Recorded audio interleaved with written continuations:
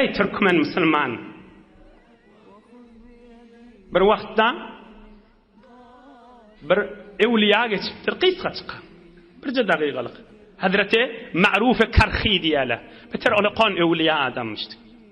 Hudaýyň ışkyna gözünden ýaş akyp biren, ýüreginden kan akyp biren bir Allah'ın dostumyşdy.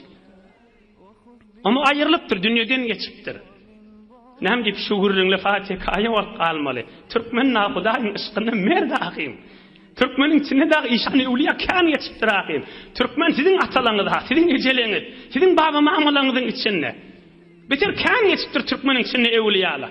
Türkmenin zaten garizeten tibiyetinin teýýarlygy we Hudaýyň ışkyna gaşyn geçmege. O Hudaýyň beren nemeti. Be her hal Hazreti Ma'ruf Karhi olaqan evliya adammış dünýeden geçipdir.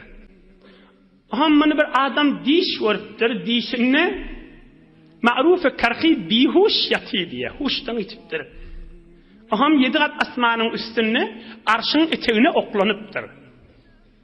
Aham dişde gören adam aýdypdyr: "Ey Rabbim Allah, Ma'ruf Karhi namly bihuş ýaty, arşyň etegine" diýipdir.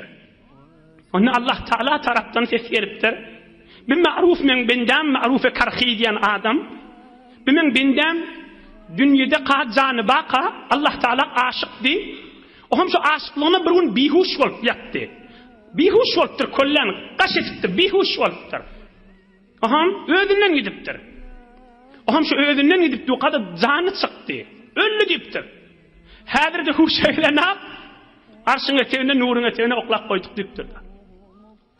Mahtum boli, göňlüm ajab joş etdi. Ereller sohbatga bir gün duş etdi. Bir käte mey berip göňlüm hoş etdi. Her wagt käsäň doly şarap tapmazsan. Her wagt käsäň doly şarap tapmazsan.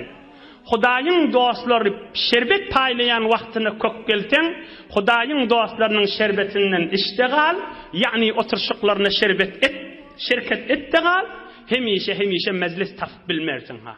Mezlis tapdyň, kana iç gönenerdin.